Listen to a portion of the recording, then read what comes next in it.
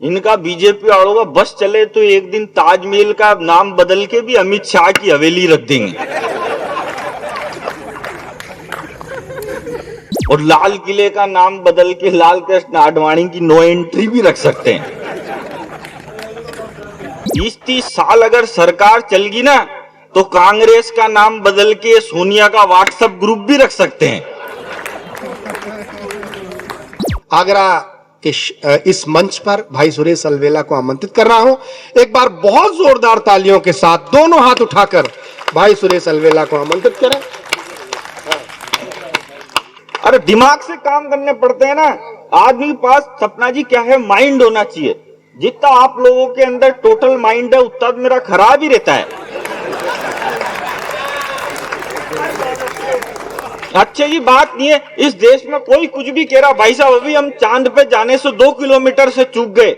सुनना भाई साहब, चांद पे जाने से हमारा विक्रम 2 किलोमीटर से चूक गया तो ये सारे छोरे छोरी बावड़े हो गए। फेसबुक, ट्विटर, व्हाट्सएप पे लिखने लग गए, बोले हम चांद पे जाने से 2 किलोमीटर से चूक गए, हम चांद पे जाने से 2 किलोमीटर से चूक गए। अब मैं आपको एक बात बताऊं, हम 4 भाई हैं। जो मेरा सबसे बड़ा भाई है वो एमकॉम है और वो बेरोजगार है। जो दूसरा भाई है वो एमएससी है और वो भी बेरोजगार है। जो तीसरा है वो एमए पास है और एमए पास तो बेरोजगार ही रहते हैं।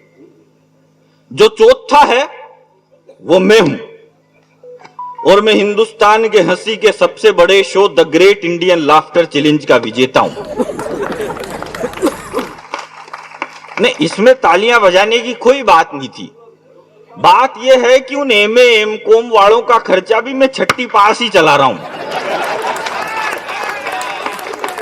और ये जो लोग बोल रहे हैं कि हम चांद पे जाने से 2 किलोमीटर से चूक गए, 2 किलोमीटर से चूक गए। अब एक बात बताओ, जब मेरे पिताजी को लाफ्टर चैंपियन पैदा करने के लिए 3 पड़ाव पार करने पड़े और ये एक बार में ही बोल रहे, बोले हम चांद पे जाने से 2 किलोमीटर से चूक गए, हम चांद पे जाने से 2 किलोमीटर से चूक गए। अरे ट्राई तो करो,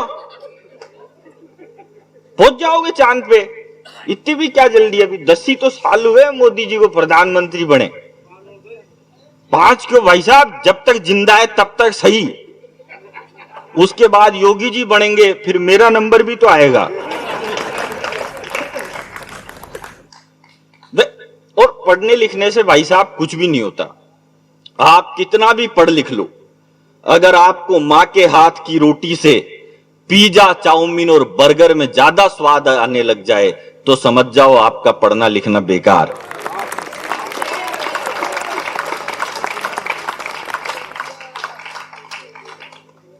भाई ज्यादा पढ़ने लिखने, देखो इस देश में क्या है, दिक्कत ये है भाई साहब, हम कह तो देते हैं जोश जोश में, बोले हमने चाइना को डोकलाम तक पीछे खदेड़ दिया, हमने चाइना का ये हाल कर दिया। लेकिन सही बात ये है कि चाइना हमसे आगे है। चाइना ने तरक्की करी। चाइना इसलिए आगे नहीं है कि चाइना के पास हथियार है, चाइना इसलिए आगे है कि वो हथियार बनाता है और हम तो खरीदते हैं, कभी इजराइल से, कभी फ्रांस से, कभी अमेरिका से। अब मान लो किसी दिन उनसे ही लड़ाई हो जाए तो फिर तो दिक्कत आएगी ना। तो दिक्कत यह है कि हम हथियार खरीदते, हम बनाते नहीं है। वहां पे 5वीं पास आदमी घड़ी बनाता है, कैलकुलेटर बनाता है। पाकिस्तान वाले तो बम बना देते हैं। और हमारे इंडिया में आप पढ़ो, किताबें पढ़ो तो ये आएगा, ये प्रथम चंद्रगुप्त मौर्य थे, इन्होंने इस ईस्वी में जन्म लिया। ये द्वितीय चंद्रगुप्त मौर्य थे, इन्होंने इस ईस्वी में जन्म लिया। ये तृतीय चंद्रगुप्त मौर्य थे, इन्होंने इस ईस्वी में जन्म लिया। साला मेरे आज दिन तक यही समझ में नहीं आया, वो चाणक्य के साथ लड़ा था वो वाला चंद्रगुप्त मौर्य कौन सा था।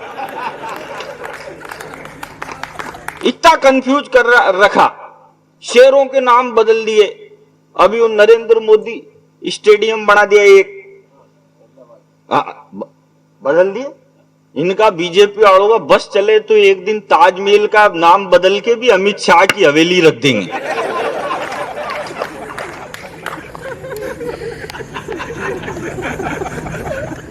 और लाल किले का नाम बदल के लाल कृष्ण आडवाणी की नो एंट्री भी रख सकते हैं। और चल रहा नहीं है भाई साहब, 20-30 साल अगर सरकार चलगी ना तो कांग्रेस का नाम बदल के सोनिया का व्हाट्सएप ग्रुप भी रख सकते हैं। आदमी को मस्त रहना चाहिए। मैं आपके बीच में ऐसी कोई फालतू फोगट की बात नहीं करूंगा भाई साहब जिससे दिमाग पे लोड पड़े। क्या मतलब अपने को, देश में ऐसे ही बहुत सारी प्रॉब्लम चली। अभी मैं आपको बताऊं, एक दिन एक बस में 5000 नेता बैठ के जा रहे थे। ज्यादा हो गया क्या? अरे तो थोड़े कम बिठा लो यार, मेरी घर की बस। मेरी बात सुनो, मैं तो कितने ही बिठाऊं, मेरी बस है, मैं तो ट्रेन बना के ले जाऊंगा, एक के पीछे एक जोड़ के। आपकी तरह कुर्सियां खाली थोड़ी रखनी है।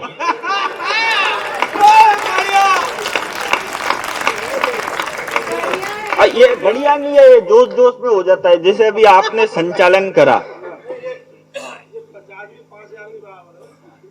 वो तो है, लेकिन मेरे से क्या है भाई साहब, बोलना मेरे को 50 ही था, और मेरे से क्या है, मैं जोश में आ जाता हूं राहुल गांधी की तरह, तो बोल जाता हूं मैं। अब जोश जोश में एक बार क्या हुआ भाई साहब, अभी जैसे ये बता रहे थे ना, बोले 40 देशों की इनने यात्रा करी ऐसे। तो एक बार एक बड़ा कवि था, मेरे से भी बड़ा था, उनने मेरे को यूं कह दिया, मैंने कहा मेरे को दे दिया संचालन, अब मेरे में अक्ल तो है नहीं संचालन करने का। उनने मेरे को दे दिया, बोलो, और यूं कह दिया, बोले यार बढ़िया झांकी जमा देना, श्रोताओं में कह देना कि मैं अमेरिका इंग्लैंड विंग्लैंड गया हूं, जो थोड़ी सी सरका देना तो झांकी जम जाएगी अपनी। तो मैंने माइक पे आते ही मैंने कहा सरका दिया। मैंने कहा भाई साहब इतने बड़े कवि भाई साहब ने 88,000 देशों की यात्रा करी। फिर मेरे को बाद में मालूम चला यार इतने तो देश ही नहीं होते, थोड़ी ज्यादा सरक गई अपन से।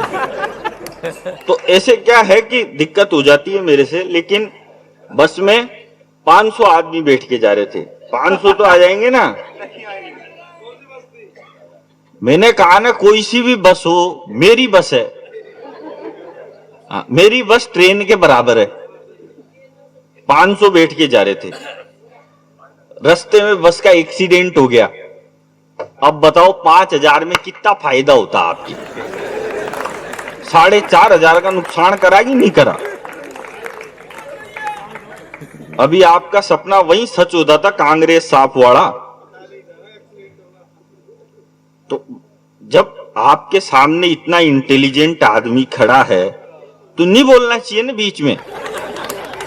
अब रास्ते में एक्सीडेंट हो गया, अब अगले दिन एक इंस्पेक्टर साहब गए निरीक्षण करने के लिए, तो उन्होंने देखा बस एक खाई में पड़ी, न तो उनको एक नेता मरा मिला, न एक नेता जिंदा मिला। पास में एक किसान का घर था, उनने किसान से पूछ लिया बस में बहुत सारे नेता थे, सारे के सारे कहां गए? बोला साहब चिंता मत करो, मैंने सबको जमीन में गाड़ दिया। बोला सारे ही मर गए थे क्या? बोले नहीं भाई साहब, बहुत सारे कह रहे थे हम तो जिंदा है, लेकिन मैंने सोचा नेता है, हर कांग्रेस वाले हैं तो झूठ ही बोल रहे होंगे, जो गाड़ दिया मैंने तो।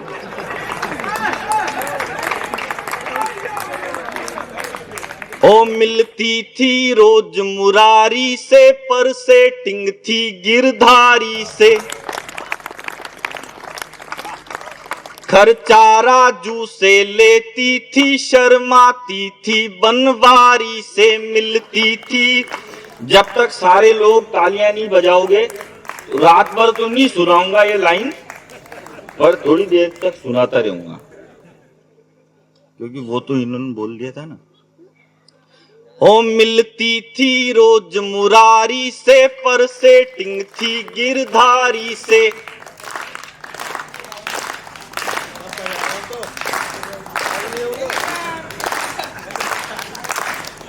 खर्चा राजू से लेती थी, शर्माती थी बनवारी से मिलती थी रोज मुरा। बस अब लग गया मेरे को, बजा सकते।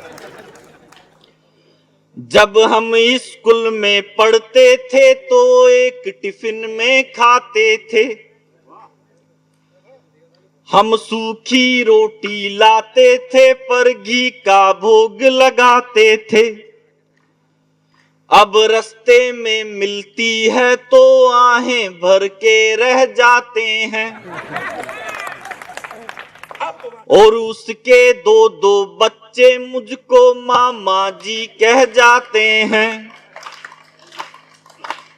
और अगली लाइन में मेरे को पूरे सदन की तालियां चाहिए अगर आपको आनंद आ जाए। अब रास्ते में मिलती है तो आहें भर के रह जाते हैं, और उसके दो दो बच्चे मुझको मामा जी कह जाते हैं। वो हो गई पूनम ढिल्लो सी, मैं उसका चरित्र बता रहा हूं और मैंने क्या बनने की कोशिश की है बता रहा हूं। वो हो गई पूनम ढिल्लो सी, वो हो गई पूनम ढिल्लो सी, हम रह गए अटल बिहारी से, मिलती थी रोज मुरारी से। ऐ गुजरने वाली हवा बता, मैं कभी भी गियर चेंज कर सकता हूं भाई साहब। कर दिया तो कर दिया। मैं इंटेलिजेंट आदमी हूं। मैं तो जब 5वीं 6ठी क्लास में पढ़ता था, मास्टर हमसे सवाल ही ऐसे पूछता था, बता बेटा। मैंने कहा पूछो मार साहब। बोलो बता बेटा, लड़की में कौन सी ई की मात्रा लगती है। मैंने कहा गुरुजी पहले तो लड़की दिखाओ। लड़की अगर अपन से बड़ी है तो बड़ी ई की लगा देंगे, और छोटी है तो छोटी ई की लगा देंगे, और बराबर की तो फिर मात्रा लगाने की जरूरत ही क्या है। ब्याह करो ना यार। भाई साहब दिमाग से काम करना चाहिए। इस देश में क्या है, हिंदुस्तान की सरकार ने हर नौजवान लड़के की शादी की उम्र तय कर रखी 21 साल कर रखी है, और लड़कियों की कर रखी 18 साल। मतलब देश की सरकार ये मानती है कि जो अक्ल लड़कों के अंदर 21 साल में आती है वो लड़कियों के 18 साल में ही आ जाती है। अच्छा देखो, लड़कों की शादी की उम्र तो 21 साल, हर वोट डालने की 18 साल। मतलब सरकार ये भी मानती है कि 18 साल की उम्र में देश तो संभाल सकता है।